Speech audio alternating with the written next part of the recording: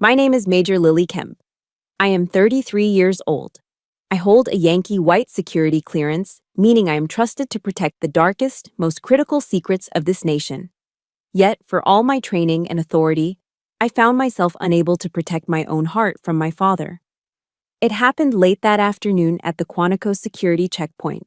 My father, a retired master sergeant, laughed in the face of the young military police officer on duty. He pointed a grease-stained finger at me while I sat in the driver's seat wearing my dress blues, the most formal and sacred uniform of the Marine Corps. "Don't mind her, son," he sneered, his voice dripping with condescension. "She's just a civilian in a costume, just playing dress-up. Open the gate for me." A deathly silence suffocated the air inside the car. He honestly thought his tattered, expired retiree ID card was the ultimate authority. He believed his past glory outweighed my present reality. He had no idea that his arrogance had just triggered a security protocol that was about to tear his fragile ego apart forever. When the red sirens began to wail and the scanner screen flashed the words, "Yankee White, Priority 1," the arrogant smirk on my father's lips vanished instantly. That was the moment the most brutal truth of his life began to unfold. If you have ever been underestimated by your own parents, if your achievements have been dismissed simply because you didn't follow the path they dictated, type "understood" in the comments and subscribe. This story is your vindication. The humiliation at the gate didn't happen in a vacuum. It started 2 days earlier, in the sticky, syrup-scented booth of a Waffle House off I-95. I had stood before the full-length mirror in my hallway for 20 minutes that evening. I meticulously adjusted the Mameluke sword at my hip, ensuring the intricate hilt was perfectly aligned. I brushed a microscopic speck of lint from the midnight blue fabric of my dress blues. The high collar was stiff against my neck, forcing my chin up, forcing a posture of dignity. The gold oak leaves on my shoulders, the insignia of a major, caught the light. Today was my father's 60th birthday. I wanted him to see me. Really see me. Not as Lily, the little girl who scraped her knees, but as Major Kemp, a woman who commanded respect in the halls of the Pentagon. I had made reservations at a high-end steakhouse in D.C., a place with white tablecloths and hushed tones, somewhere worthy of a milestone celebration. But an hour before dinner, my phone buzzed. A text from Frank. "Cancel the fancy place. Too stiff. Meet me at the Waffle House on Route 1. That's where the real food is." I had sighed, the sound loud in my empty apartment. I drove my government-issued black SUV to the diner, the tires crunching over gravel and trash in the parking lot. Stepping inside, I felt like an alien. The diner was a cacophony of clattering silverware, sizzling grease, and loud conversations. The air was thick with the smell of bacon fat and cheap coffee. I walked to a booth in the back, my polished shoes clicking sharply on the linoleum. Heads turned. Truckers in flannel and construction workers in neon vests stared. A Marine in dress blues is a site usually reserved for balls or funerals, not for ordering hash browns at 7 p.m. I sat down, keeping my back straight, my hands folded on the sticky table, waiting. Frank arrived 20 minutes late. He didn't apologize. He pushed open the glass door, bringing a gust of humid Virginia air with him. He was wearing an old, faded red t-shirt with the USMC bulldog print cracking across the chest. His jeans were stained with motor oil, and as he slid into the booth opposite me, I saw the grime embedded deep under his fingernails. He didn't look me in the eye. He didn't say, "Happy to see you," or "You look sharp." He grabbed a laminated menu, squinted at it, and then finally glanced at my chest. "That coat is too tight, Lily," he said, his voice loud enough for the next table to hear. "You look like one of those B-movie actors. You know, the ones who play soldiers but hold the gun wrong." He chuckled dryly, a sound that grated against my nerves. "Hey!" he shouted at a passing waitress, not even checking to see if she was ours. "Get me an all-star special. Scramble the eggs hard, and keep the coffee coming." He didn't ask me what I wanted. He didn't ask how my drive was. He just assumed his presence was the gift. A young waitress approached our table a moment later with the coffee pot. She looked tired, maybe a college student working a double shift. As she poured, her eyes widened when she saw my shoulder boards. She stopped, the pot hovering in midair. "Oh, wow," she breathed, a genuine smile breaking through her exhaustion. "Ma'am, are you a major?" "My brother is in boot camp right now." She stood a little straighter. "Thank you for your service, ma'am. We actually have a policy here. Officers get a discount on the—" Slam. Frank's hand hit the formica table with the force of a hammer. The silverware jumped. The coffee in my cup sloshed over the rim. "Don't bother, sweetheart," Frank barked, cutting her off. His voice was a weapon, sharp and jagged. The waitress flinched, pulling the coffee pot back as if she'd been burned. "Sir?" Frank pointed a fork at me, waving it dismissively like he was shooing away a fly. "Don't let the costume fool you. She's just a secretary in a flashy outfit. She pushes papers around a desk in the air conditioning. She's never held a real rifle in a combat zone in her life. She's civilian management." He looked at me with a smirk that didn't reach his cold eyes. "Charge her full price. She makes enough taxpayer money doing nothing." The silence that followed was absolute. The hum of the refrigerator seemed to get louder. The waitress turned bright red, her eyes darting between my gold oak leaves and my father's aggressive glare. At the booth behind us, a group of 3 older men, veterans, judging by their caps, snickered. I heard one of them mutter, "Desk jockey." My face felt like it was on fire. The heat rushed up my neck, burning under the stiff collar of my uniform. I wanted to scream. I wanted to stand up and flip the table. I wanted to tell him that just last week, I led a cyber defense operation that protected the navigation systems of the entire 7th Fleet in the Pacific. I wanted to tell him that while I didn't crawl through mud with a bayonet, my decisions kept thousands of Marines alive. But I froze. I reverted to my training. I heard the voice of General James Mattis in my head, a quote I had memorized during officer candidate school.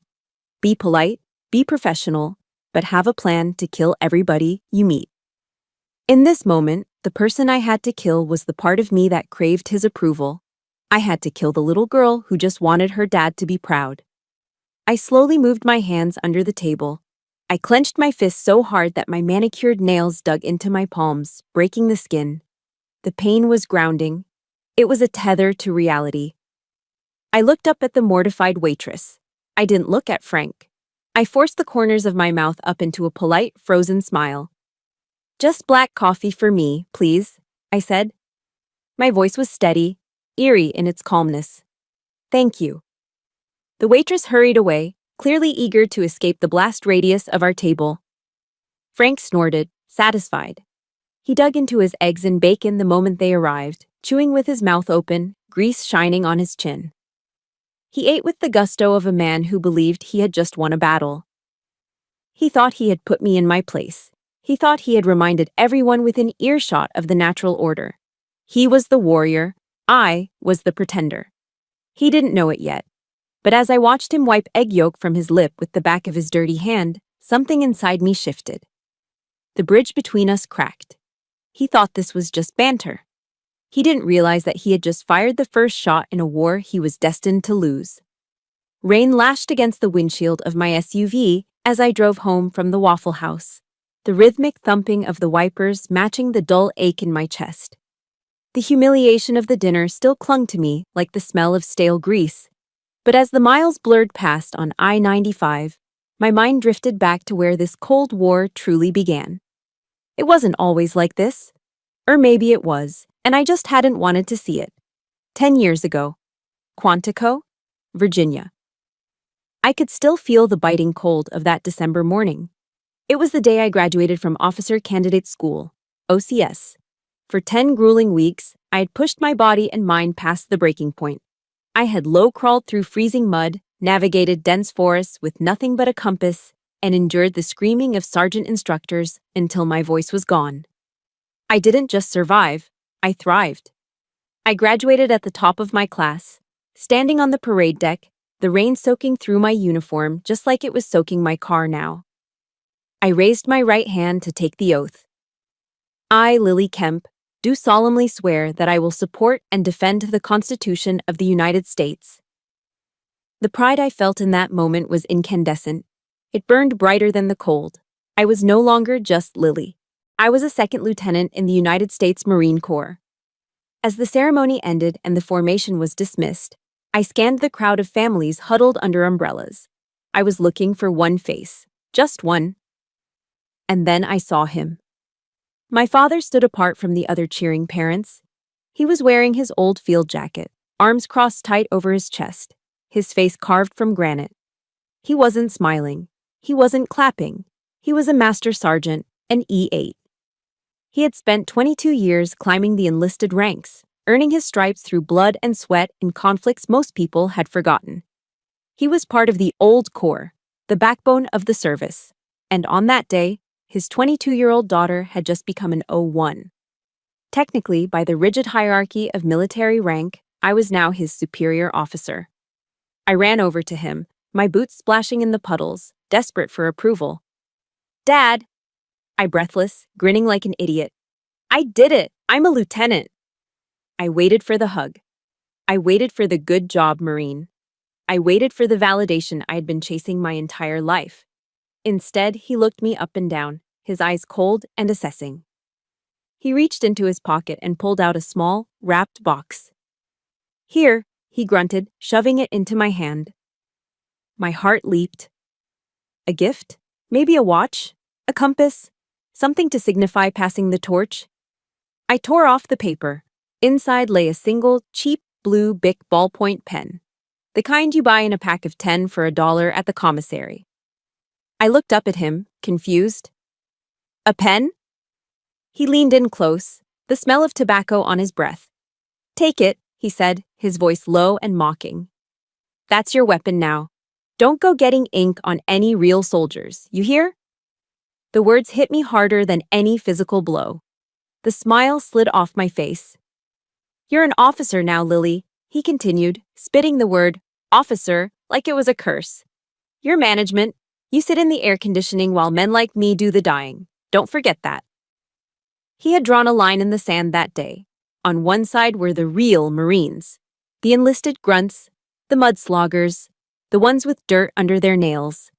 On the other side were the officers, the cake eaters, the paper pushers, the ones he despised.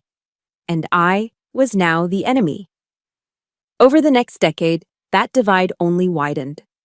Every Thanksgiving, every Christmas, every family reunion became a battlefield of passive-aggressive comments. I would come home with news of a promotion or a commendation medal or a successful deployment. Frank would listen, stone-faced, and then immediately turn to my cousin Billy. Billy was 30 years old, drank a 12-pack of beer before noon, and worked sporadically as a plumber's apprentice when he wasn't hungover. But to Frank, Billy was a hero. "Now Billy here," Frank would boom, clapping my cousin on the back. "Billy knows what real work is. Look at those hands. Calloused. Dirty. That's a man who builds America, unlike some people who just push buttons in a climate-controlled office."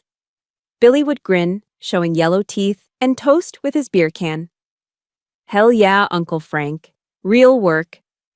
I tried to buy Frank's affection. When his old truck broke down, I bought him a new transmission. He told the neighbors he fixed it himself.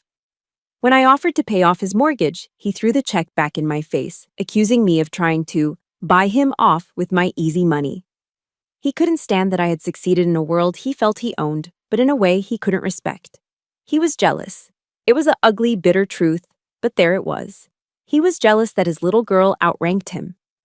I pulled my car into the garage of my apartment complex in Arlington. The silence of my empty apartment greeted me.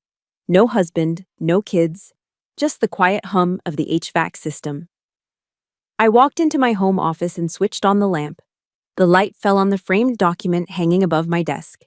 It was my Yankee white clearance certificate, stamped with the highest seals of the Department of Defense. To the world, this paper meant I was one of the most trusted individuals in the nation. It was a golden ticket that allowed me to walk into the Oval Office. It was proof of impeccable character, unwavering loyalty, and supreme competence.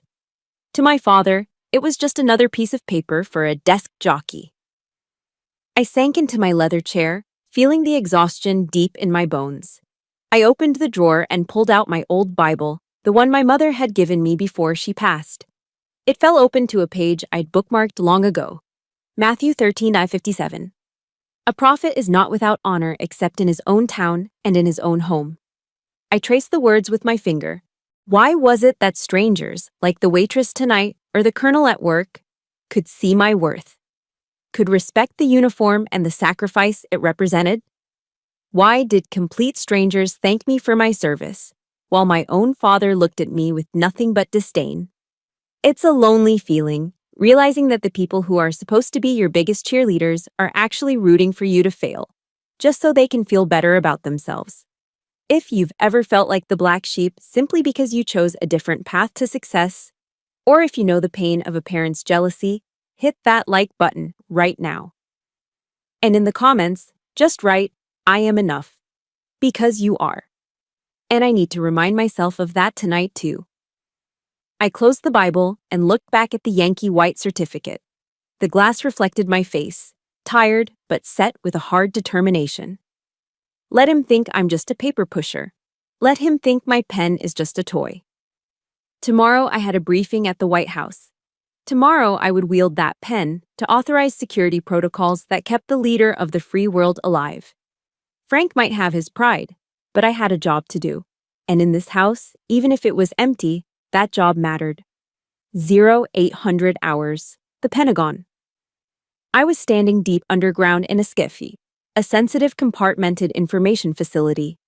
There are no windows here, the air is recycled, cold, and smells faintly of ozone and burnt coffee. The only light comes from the massive wall of LED screens displaying real-time global threat matrices. To enter this room, I had to pass through 3 layers of biometric security, leave all personal electronics in a locker outside, and be vetted by the FBI so thoroughly they probably knew what I ate for breakfast in 3rd grade. On the main screen was the itinerary for POTUS, the President of the United States. He was scheduled to land in Brussels in 4 hours for a NATO summit. Major Kemp, a voice cut through the hum of the servers. I turned. It was Captain Evans, my lead intel analyst. Ma'am, we're picking up chatter on a dark web frequency, possible protest gathering near the motorcade route. Threat level low, but increasing. I didn't hesitate. Cross-reference with local assets. Reroute the secondary extraction team to Sector 4.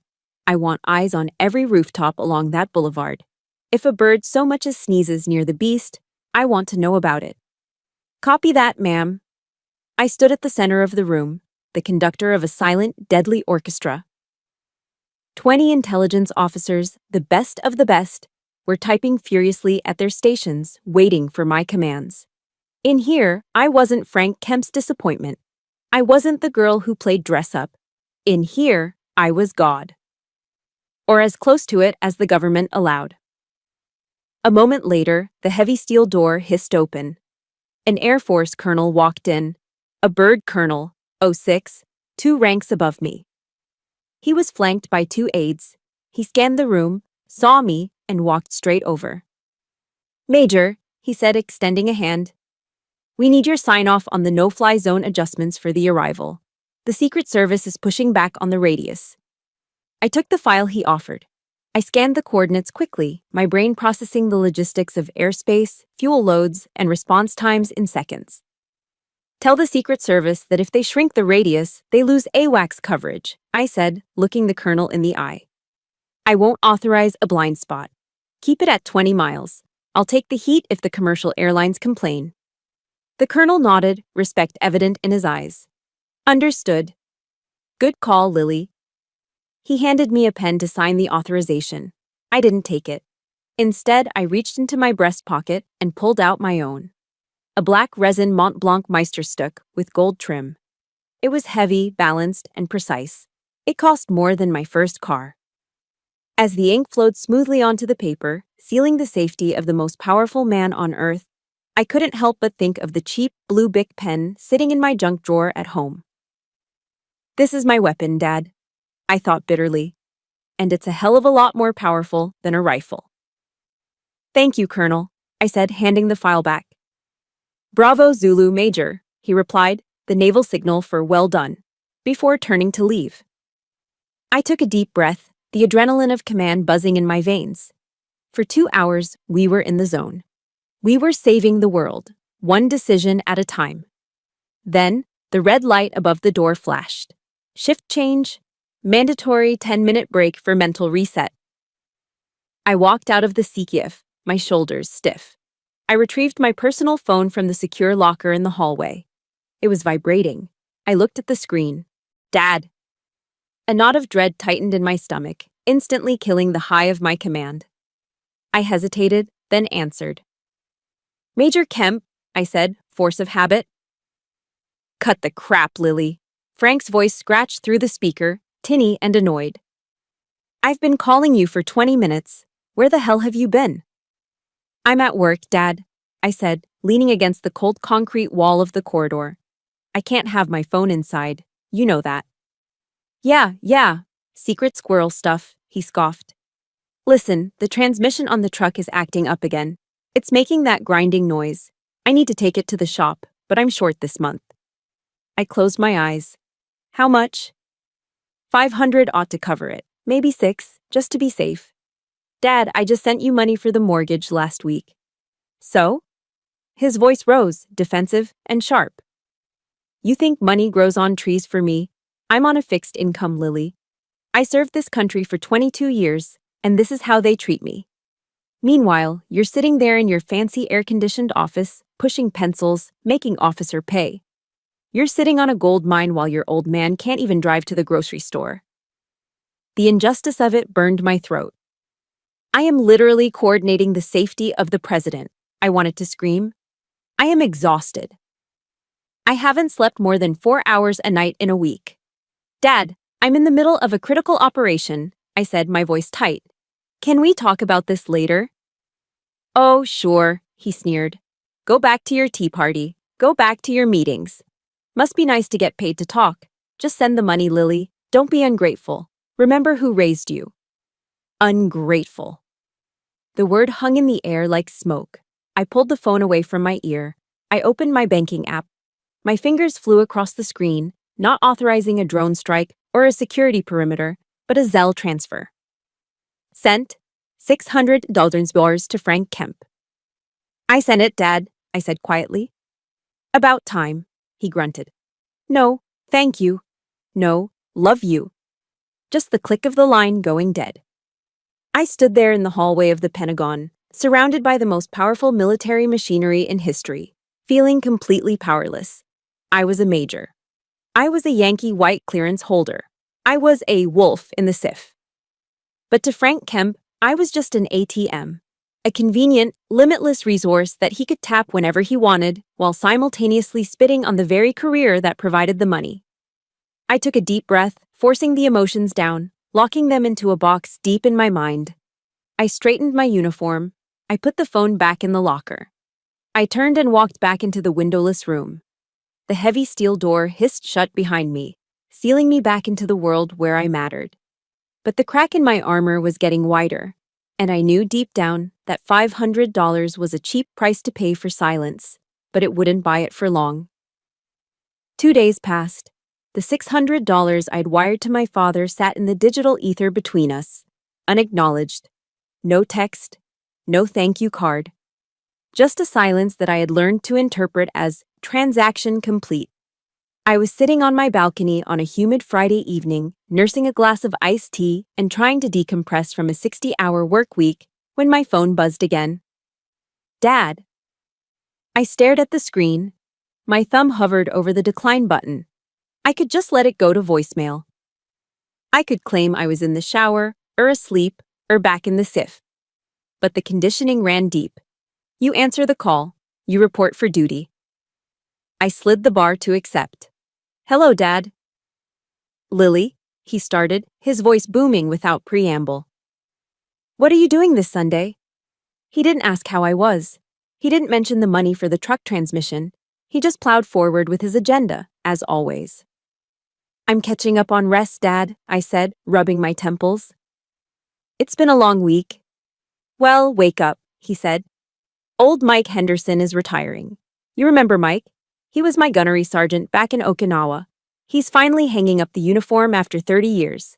The The ceremony is at the National Museum of the Marine Corps, right outside Quantico, but the reception, the real party, is at the officers' club on base. Okay, I said, wary. That sounds nice. Send Mike my regards. No, you don't get it, Frank said, impatient. I need you to drive me. I paused. You want me to drive you? Is your truck still broken? I sent you the money to fix it. The truck is fine, he dismissed quickly, too quickly. But my retiree ID is expired. I went to find it in my wallet yesterday, and the damn thing ran out 2 years ago. I tried to go online to renew it, but the website is a mess. Passwords, two-factor authentication, all that bureaucratic nonsense. I don't have time for it. He paused, waiting for me to connect the dots. When I didn't, he huffed. So, I need you to drive me onto the base, he commanded. You have your fancy active duty card. You can get us through the gate. I don't want to deal with the visitor control center. The line is always an hour long and full of civilians. My stomach tightened. Dad, it doesn't work like that anymore. Not since 9/11. Security at Quantico is tight. It's FP Con Bravo right now. If your ID is expired, they won't just wave you through because you're with me. I have to sponsor you. We still have to stop at the gate, and if their scanner flags your ID as invalid, they'll turn us around. Don't you lecture me about security, he snapped, his voice rising. I was a master sergeant when you were still in diapers. I helped build that damn base. I know the MPs at the gate. They're good boys. They see a veteran, they see the sticker on my truck, or hell, they see me in the passenger seat, and they'll open the gate. It's called professional courtesy, something you officers don't understand. Professional courtesy. He was living in a fantasy world. He remembered a corps that ran on handshakes and knowing the right people. He refused to accept the reality of the modern military.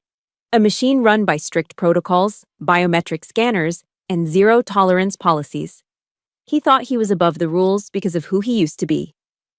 Dad, I tried again, my voice firm. I'm telling you, if we roll up to the gate and you hand them an expired ID, it's going to be a problem. I can't just talk us in. I could lose my clearance if I try to bypass protocol. Oh, for God's sake, Lily, he shouted. Stop being such a coward. You're always so scared of the rules. Oh no, I might get in trouble.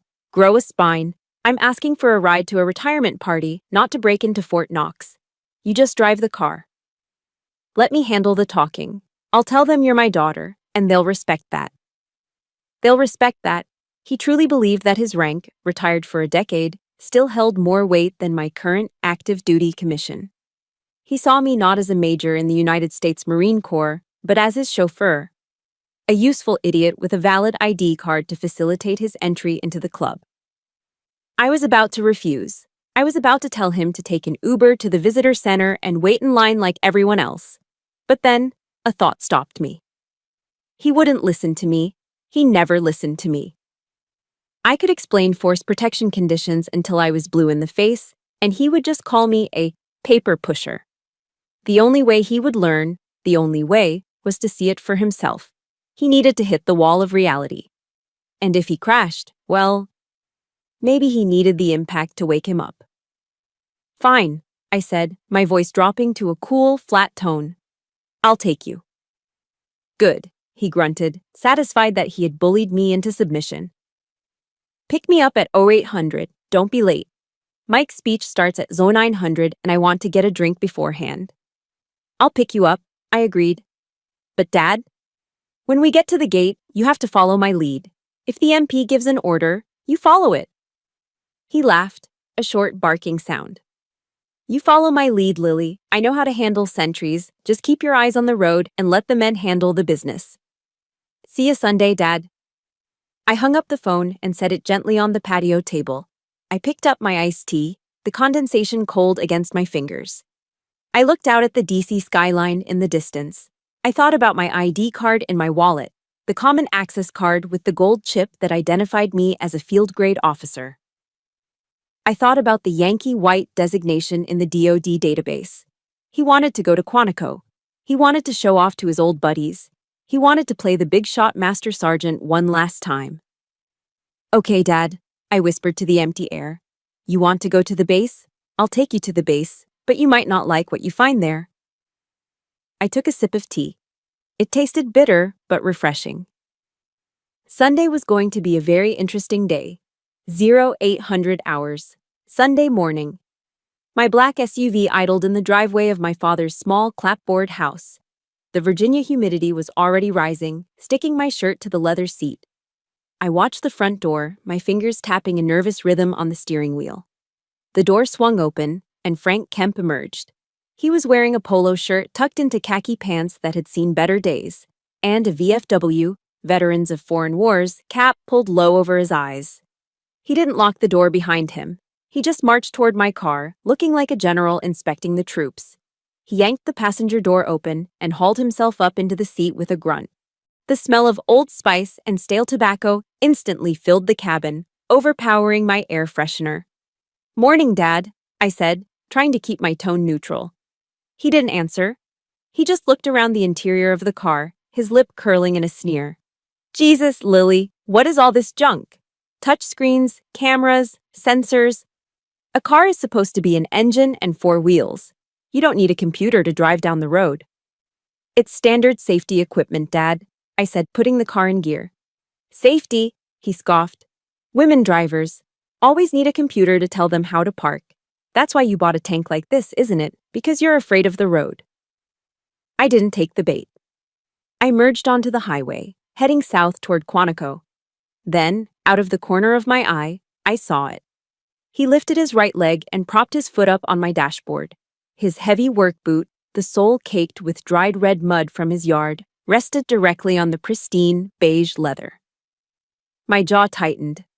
"Dad, get your foot down. You're getting mud on the dash." He looked at his foot, then at me, and laughed. "Relax, princess. It's just a little dirt. It wipes off. You treat this car better than you treat your own father." He didn't move his foot. I reached over, risking taking a hand off the wheel, and shoved his leg down. I said, "Get it down." He slapped my hand away. "Watch it. You almost swerved." He shook his head, looking out the window. "God, you're uptight. No wonder Jack left you. A man can't live with a woman who treats everything like a museum exhibit." The air left my lungs. Jack. Jack was a sore spot that hadn't healed in 3 years. My ex-fiancé who had walked out because he couldn't handle my deployment schedule. He had wanted a wife who was home for dinner every night, not one who disappeared into classified briefings for weeks at a time. "Jack didn't leave because of the car," I said, my voice icy.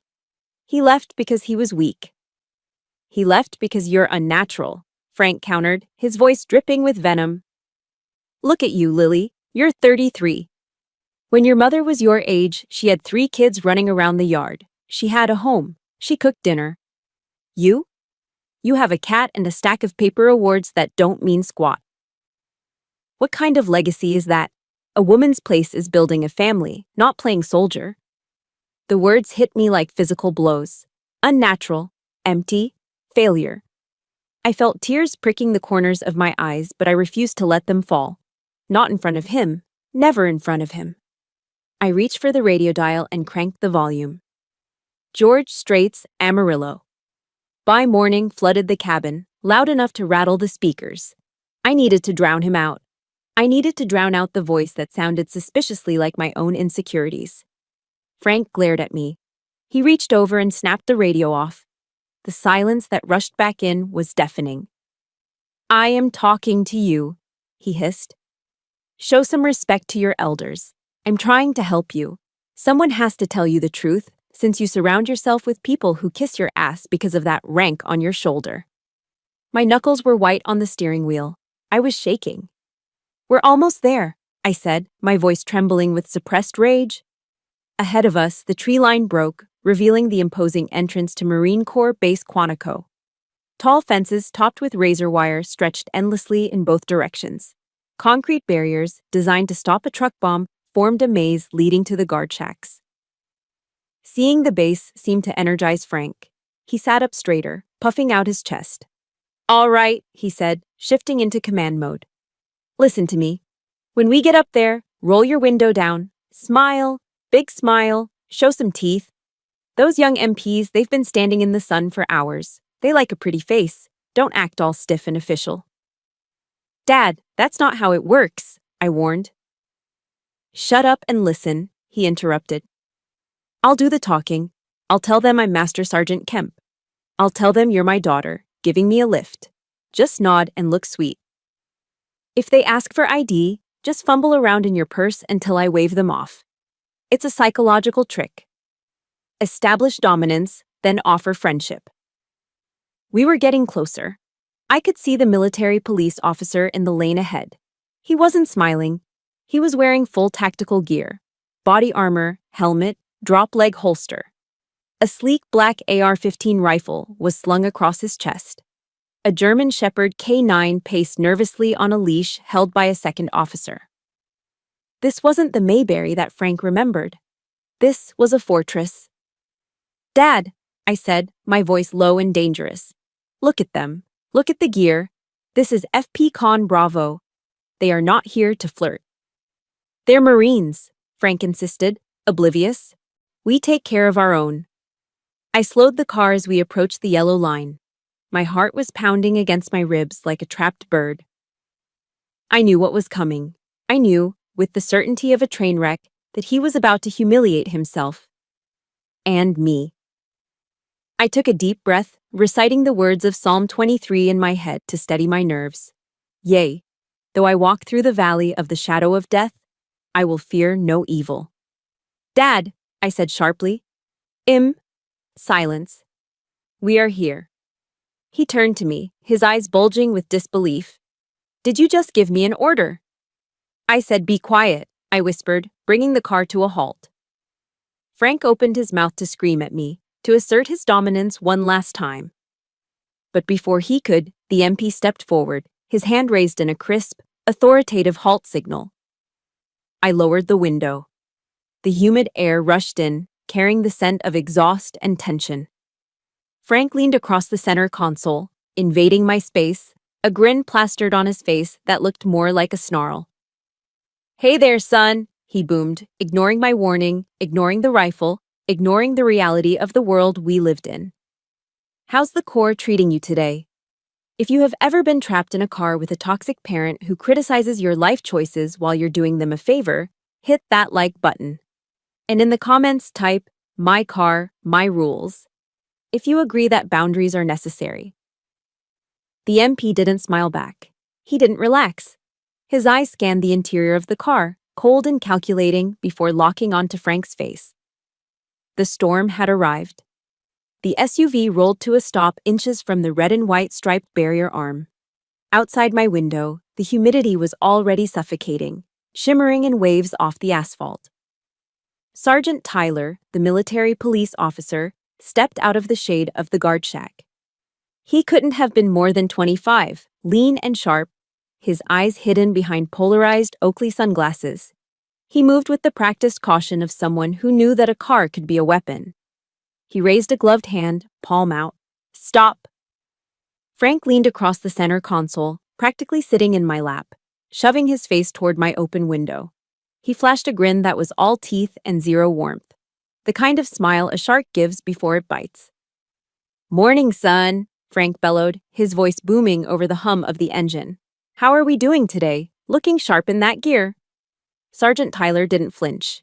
He didn't smile back. He stopped 2 feet from the door, keeping a tactical distance. Good morning, sir. Ma'am. His voice was flat, professional. Please state your business on base. Business? Frank laughed, a harsh barking sound. Pleasure mostly. Heading to the O Club for a retirement party. My old buddy Mike Henderson, Master Guns Henderson, you probably know him, is finally punching out. I'm Master Sergeant Frank Kemp, 1st Marine Division, retired. We're running a little late, so if you could just lift that gate, we'll be out of your hair. Frank sat back, crossing his arms, expecting the magic words, Master Sergeant, to dissolve the protocols like mist. Tyler didn't move toward the gate controls. Instead, he leaned in slightly. I need to see identification for all adult passengers, sir. Frank's smile faltered, just for a second, before turning into a grimace of annoyance. He fished a battered leather wallet from his back pocket, dug through a wad of receipts, and pulled out a blue ID card. The laminate was peeling at the corners. The photo faded to a ghostly gray. He thrust it toward the officer. Here, it's a little old, but the rank doesn't expire, right? Tyler took the card. He looked at the front, then flipped it over to check the expiration date on the back. He paused. He looked at Frank, then back at the card. Sir, Tyler said, his tone dropping a few degrees cooler. This ID expired 2 years ago. October 2021. Yeah, I know. Frank waved a dismissive hand. I've been meaning to get down to Deers to renew it, but you know how the bureaucracy is. Just do me a solid, son. Honor the service. Let us through. I'm good for it. Tyler handed the card back. I can't do that, sir. Base access requires valid, unexpired identification. Without a valid ID, you are unauthorized to enter. The air in the car instantly grew heavy. Frank's face turned a mottled shade of red, starting at his neck and creeping up to his ears. This was the moment he had dreaded. Not the rejection itself, but the rejection in front of me. Now listen here, Frank growled, his voice losing its fake friendliness. I served 22 years in this corps. I earned the right to walk on this ground. You're not going to turn me away over a piece of plastic. Those are the regulations, sir, Tyler said unbothered. If you don't have another form of valid DoD identification, you'll need to turn around. There's a U-turn lane right there. You can go to the Visitor Control Center and apply for a day pass. I am not going to the damn Visitor Center, Frank shouted, spit flying onto my dashboard. Do you know who I am? I was bleeding for this country while you were still swimming in your daddy's. He stopped himself, taking a ragged breath, then jabbed a finger aggressively toward me. Look, Frank snapped. The girl, she's with me, she's my daughter, she's got a valid card, she's vouching for me. Tyler looked at me. I sat frozen, my hands gripping the steering wheel, my face a mask of neutrality. I hadn't said a word yet. Ma'am? Tyler asked. Do you have your CAC? Before I could answer, Frank answered for me. She's just a civilian, Frank lied. She's just driving the car. She doesn't know the protocols. I'm the sponsor here. I'm telling you to open the gate. It was a lie so blatant, so desperate, it made my stomach churn. He would rather strip me of my rank, reduce me to a civilian driver, than admit he needed my help. He was trying to use my valid access while simultaneously denying my authority. Tyler's posture changed instantly. The boredom vanished. Sir, lower your voice, Tyler ordered. He took a step back, his right hand dropping instinctively to his waist. It didn't draw the weapon, but it rested on the grip of his Sig Sauer P320. The retention hood clicked. The sound was small, but in the silence of the standoff, it sounded like a gunshot. You are disrupting traffic and creating a disturbance, Tyler said, his voice loud and commanding now. You have been denied access. Turn the vehicle around immediately. Frank looked at the officer's hand on the gun. For a split second, fear flashed in his eyes, but his pride crushed it. He was a master sergeant. He didn't take orders from a kid. Don't you threaten me, Frank roared. He reached for the door handle. I'm going to teach you some respect, you little... Dad, stop, I screamed. Sir, remain in the vehicle, Tyler shouted, drawing his weapon halfway out of the holster. Step out of the vehicle, now.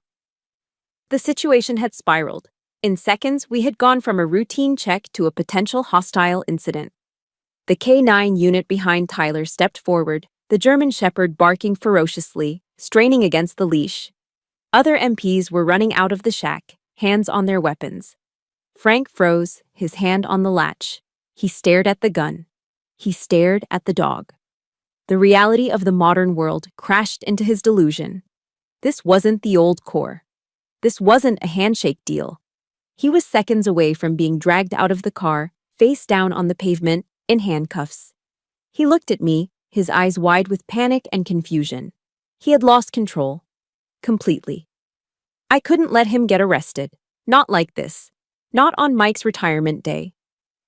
I unclenched my hands from the wheel. The trembling stopped. A cold, icy calm washed over me, the same calm I felt in the SIF when the threat level spiked to red.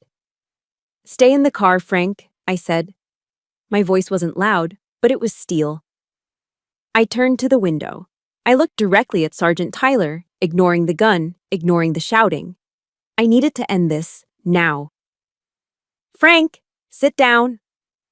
My voice cracked through the chaotic air inside the SUV like a whip. It wasn't the voice of a daughter pleading with her father. It was the voice of a major who had commanded operations rooms during national crises.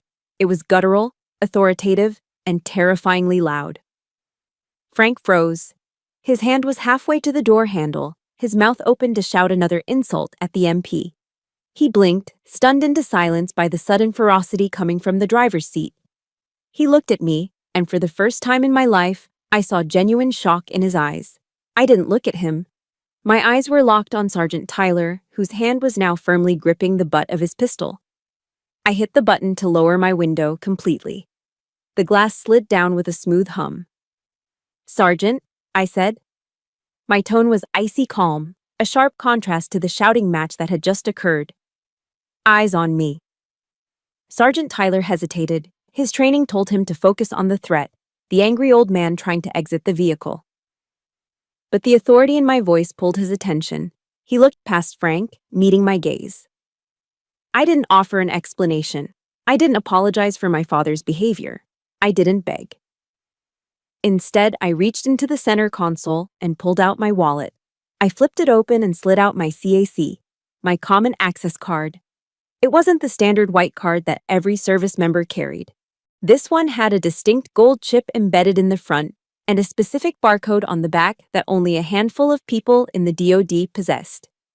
I held it out the window, pinching it between two fingers like a blade. "Run it," I commanded. Tyler looked at the card, then back at Frank, then back at me. He was still pumped full of adrenaline, his chest heaving. He clearly thought I was just another entitled civilian trying to bluff my way onto base. "Ma'am, I need everyone out of the—" I said, "Run the card, Sergeant," I interrupted, my voice dropping an octave. "Check the D-bids scanner, right now." Something in my demeanor, the absolute lack of fear, made him pause. He signaled to his partner with the dog to hold position. Warily, he stepped forward and snatched the card from my hand. He looked at it skeptically. Then, he raised his handheld scanner, the Defense Biometric Identification System device that looked like a rugged smartphone. He aimed the red laser at the barcode on the back of my card. Beep. The sound was sharp in the humid morning air. I watched Tyler's face. I watched for the moment the data hit the screen. Usually the scanner gives a short, cheerful chirp and flashes green for access granted, or a dull buzz and red for denied. This time, the machine did neither. It let out a long, piercing, high-pitched tone that I knew very well. Breep! The LED light on top of the scanner didn't flash green. It strobed rapidly between red and blue. Tyler frowned, thinking the machine had malfunctioned. He looked down at the screen, and then his jaw dropped. I knew exactly what he was seeing. In bold capital letters, scrolling across the backlit display, Major Lily Kemp, USMC, Active Duty Security Clearance, Yankee White, Category. I access level Priority 1, Presidential Support Duty. Yankee White isn't just a clearance, it's the Holy Grail. It means I've been vetted by the FBI and the Secret Service to stand within arm's reach of the President of the United States. It means I carry secrets that could topple governments. It means that on any military installation in the world, I am not just an officer, I am a VIP. Sergeant Tyler stared at the screen for a full 3 seconds, his brain trying to reconcile the angry man in the passenger seat with the ghostly high-level clearance holder in the driver's seat. He swallowed hard. The color drained from his face, leaving him pale beneath his tan. He looked up at me. The suspicion was gone. The aggression was gone, replaced by pure, unadulterated terror. He snapped to attention so fast his heels clicked together with an audible crack on the pavement. His hand flew from his weapon to his brow in a perfect, rigid salute. "Ma'am!" he shouted, his voice cracking. "My apologies, Major Kemp. I wasn't aware." He fumbled to hand the card back to me with both hands, treating it like a sacred relic. "We have a Priority 1 entry," Tyler yelled to the other guards in the shack. "Open the lane. Open the VIP lane. Now, now, now. The sudden shift was jarring. The K9 handler yanked his dog back. The other MPs, who had been ready to swarm the car, lowered their rifles and scrambled to hit the buttons in the guard shack. The heavy steel barrier arm shot up instantly. A yellow light began to flash above the gate, and a siren gave a short whoop whoop to clear the traffic ahead. "Please proceed, Major," Tyler shouted over the noise, still holding his salute. "Drive safely, ma'am." I took the card back, sliding it coolly into my wallet. I nodded at him, a single curt nod of dismissal. "Carry on, Sergeant," I said. I hit the button to roll the window up. The silence that returned to the car was heavier than before. It wasn't the silence of tension anymore. It was the vacuum of shock. I put the SUV into drive and pressed the accelerator. The car surged forward, gliding past the stunned MPs, past the concrete barriers, and onto the smooth pavement of the base. I didn't look at Frank immediately. I kept my eyes on the road, merging into the VIP lane that bypassed the winding traffic. But out of my peripheral vision, I could see him.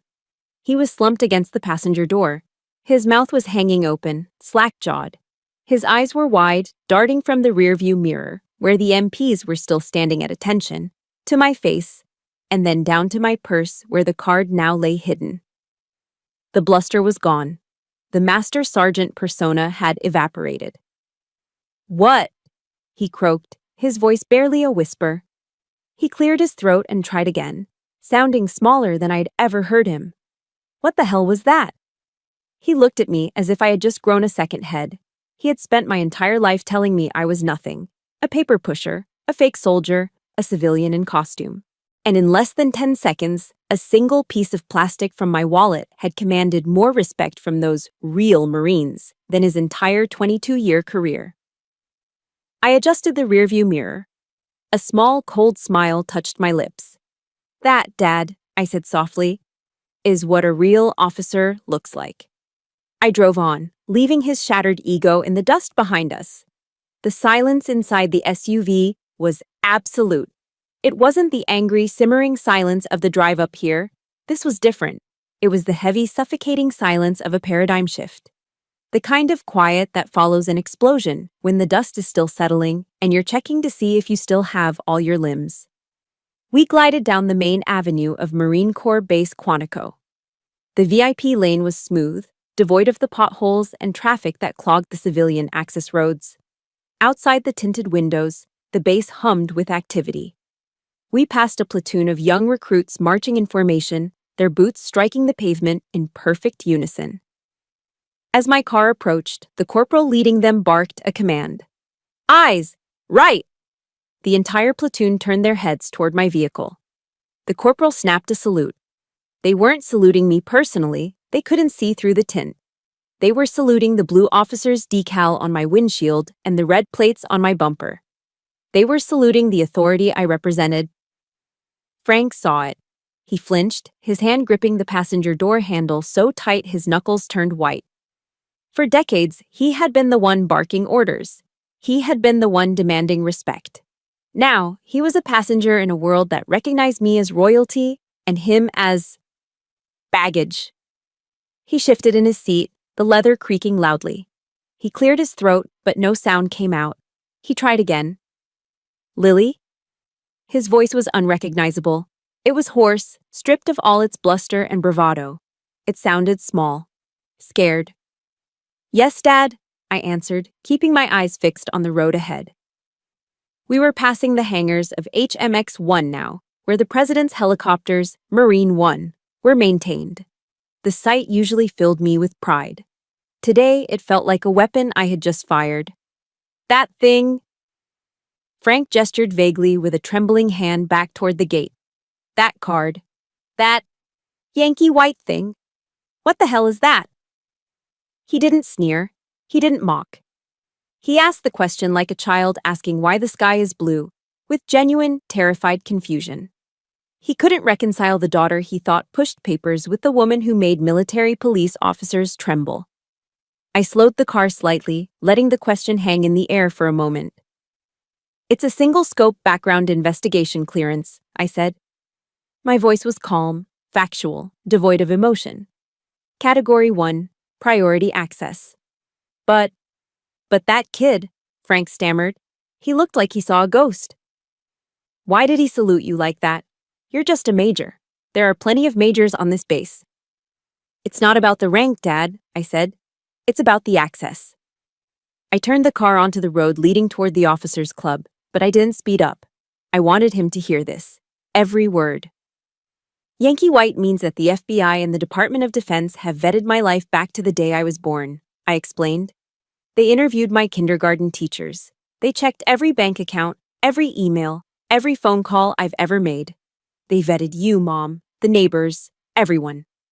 Frank stared at me, his mouth slightly agape. Why? He whispered. Because I don't fetch coffee, Dad, I said, finally letting a hint of steel enter my voice. I work in presidential support duty. I manage the logistical security for the executive branch.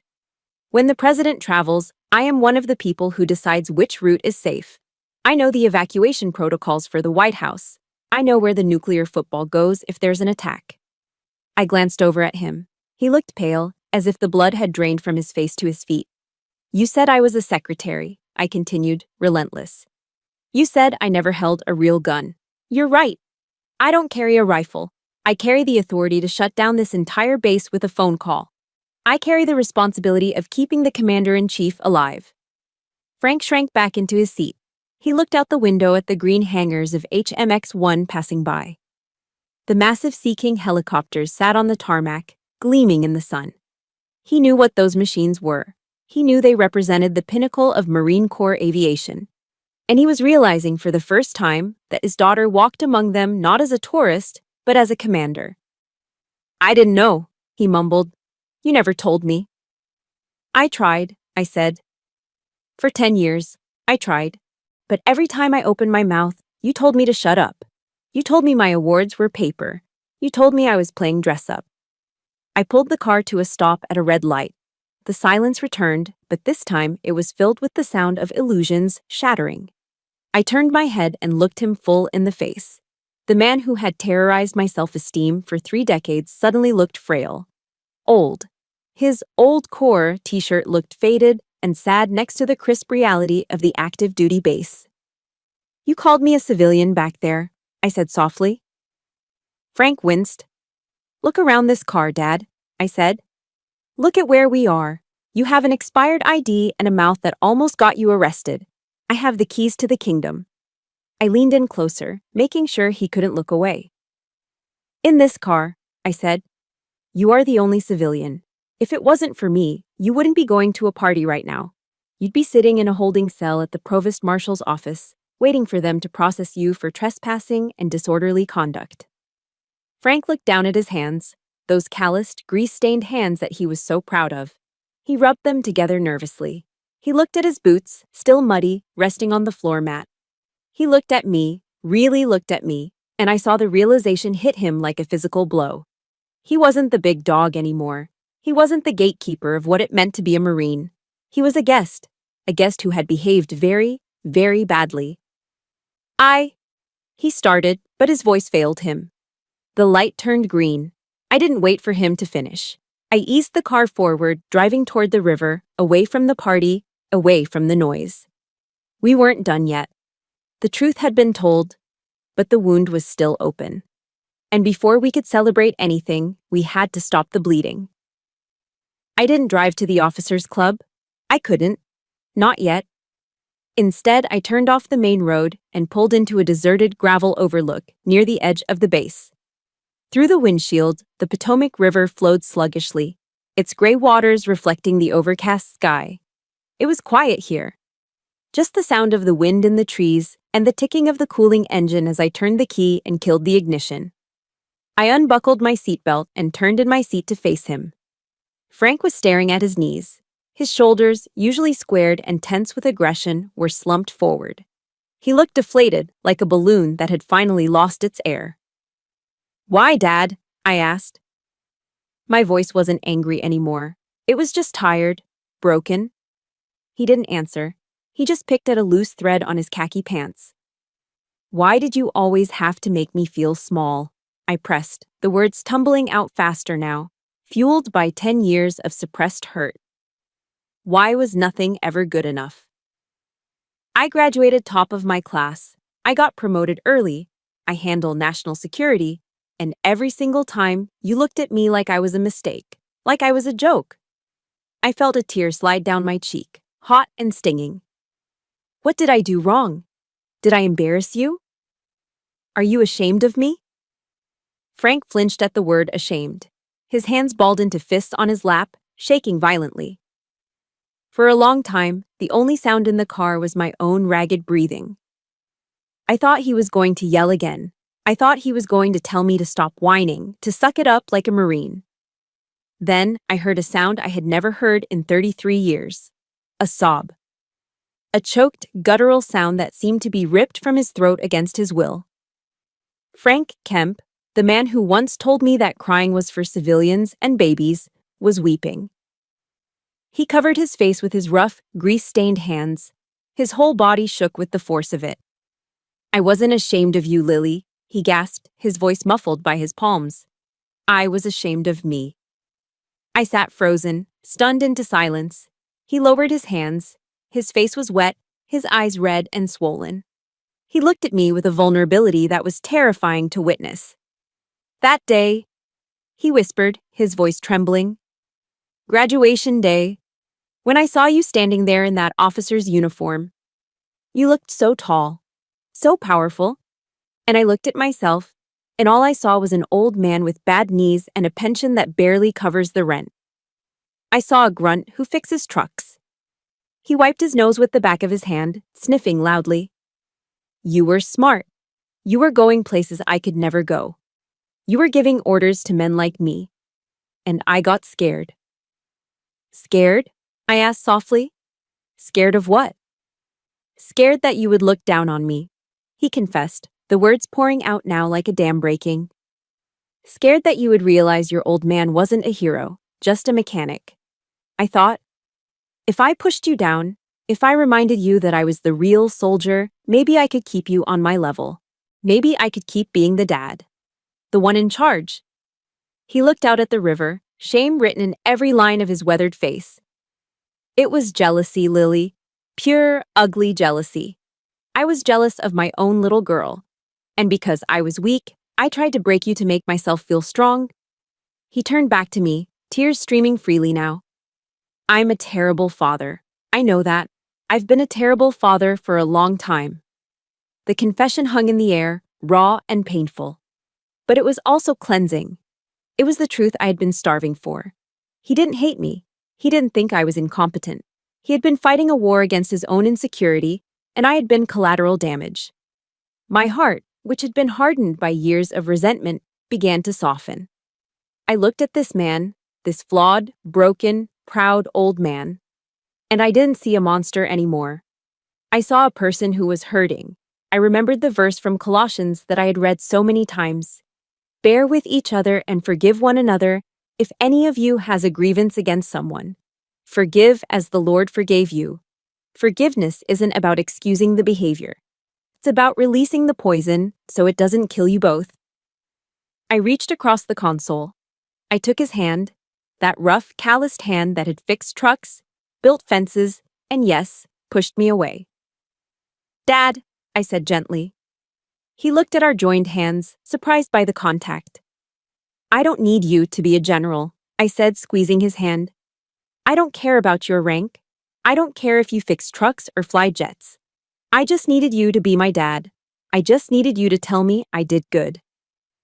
Frank looked up at me, his lip quivering. You did good, Lily. You did damn good. You're incredible. And Dad, I continued, looking him straight in the eye. All that discipline, the grit, the reason I can stand in a room full of generals and hold my ground, I learned that from you. You taught me how to be tough.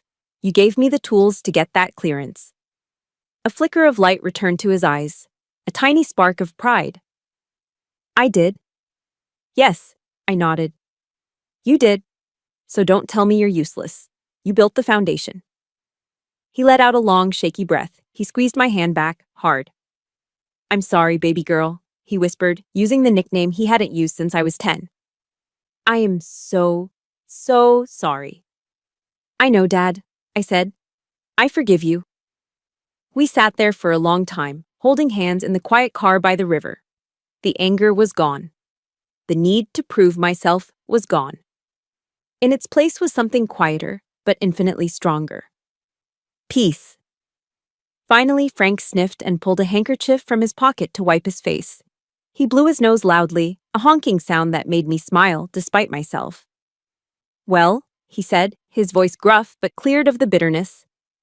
Old Mike is probably wondering where the hell we are. Can't let the gunnery sergeant drink all the beer without me. I chuckled. No, we can't have that. I started the engine. The car purred to life. Dad? Yeah?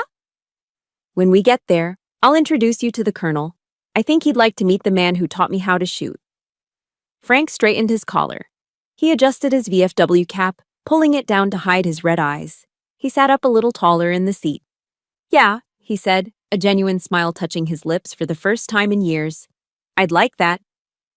I put the car in reverse and backed out of the gravel lot. We headed back toward the officers' club, not as adversaries, but as allies. The war was over, and for the first time, we were both on the winning side. 20 years. They say time flies when you're having fun, but in the Corps, time moves differently. It moves in deployment cycles, in duty stations, in the gray hairs that slowly replace the brown ones. It moves in the lines etched around your eyes from squinting into the sun in foreign deserts, and in the quiet moments between storms. I stood on the raised podium inside Hangar 3 at Quantico. The massive bay doors were open, revealing a square of brilliant Virginia blue sky. Behind me, an American flag the size of a tennis court hung from the rafters, its stars and stripes motionless in the still air. I looked down at my uniform. It wasn't the same one I wore that day at the Waffle House. The gold oak leaves of a major were long gone. In their place, resting heavily on my shoulders, were the silver eagles of a colonel. An 06. 32 years. That was the tally today. 32 years of service, sacrifice, and survival. Today was the end of the line. My retirement ceremony. The hangar was packed. There were generals in the front row, senators, and young Marines who weren't even born when I commissioned. The Marine Corps band was playing a low, stirring rendition of Auld Lang Syne. But my eyes skipped over the brass and the dignitaries. I was looking for the only guest who truly mattered. There, in the front row, parked slightly to the side to accommodate the aisle, was a wheelchair. Sitting in it was Frank Kemp. He was 80 years old now. Time had shrunk him, carving deep valleys into his face and thinning his hair to white wisps. His hands, those massive, grease-stained hands that used to terrify me, shook with a constant rhythmic tremor. A blanket was tucked over his knees, but he was wearing his dress blues, or rather a suit with his miniature medals pinned proudly to the lapel. He insisted on wearing them. He wanted everyone to know he was part of the tribe. His eyes, however, hadn't aged. They were bright, blue, and locked on me with an intensity that burned. But it wasn't the cold fire of judgment anymore. It was the warm glow of unadulterated pride. Next to him sat a young woman with dark hair pulled back in a severe bun. She wore the uniform of a Marine Corps captain. Elena, my daughter. She had graduated from the Naval Academy 3 years ago. When she told us she wanted to join, Frank had cried. Not because he thought women belonged in the kitchen, those days were long dead and buried, but because he knew the burden she was choosing to carry. I walked to the microphone. The sound of my boots on the wooden stage echoed through the silent hangar. I adjusted the stand, took a deep breath, and looked out at the sea of faces. I went through the standard thank yous. I thanked the commandant, my staff, the brave men and women I'd led. But then I went off script. I looked down at the front row. They say that a soldier's first weapon is their rifle, I said, my voice echoing through the speakers. But a soldier's first teacher is their father. Frank's head perked up. The tremor in his hand seemed to pause for a second. I want to recognize Master Sergeant Frank Kemp, I continued. Many of you know him as a hero of the 1st Division. I know him as the man who taught me the most important lesson of command. It took us a while to get there. We had to drive through some rough terrain to find it. A few chuckles rippled through the crowd from the people who knew our history. He taught me that true strength isn't about how loud you can yell or how much rank you have on your collar. It's not about putting people down to make yourself feel tall. True strength is about lifting others up until they stand taller than you ever could. I paused, fighting the lump in my throat. Dad, I said directly to him, thank you for learning how to see me. Thank you for being my wingman for the last 20 years. I wouldn't be standing here wearing these eagles if you hadn't shown me how to fly. The hangar erupted in applause. It wasn't polite applause. It was a thunderous, standing ovation. I saw Frank cover his face with his shaking hands, just like he had in the car by the river all those years ago. But this time, Elena was there, her arm around his shoulder, whispering in his ear. He nodded, wiping his eyes with a handkerchief, and gave me a thumbs up. The ceremony moved to its conclusion, the passing of the flag. The sergeant major brought the folded American flag to me, the symbol of a career finished with honor.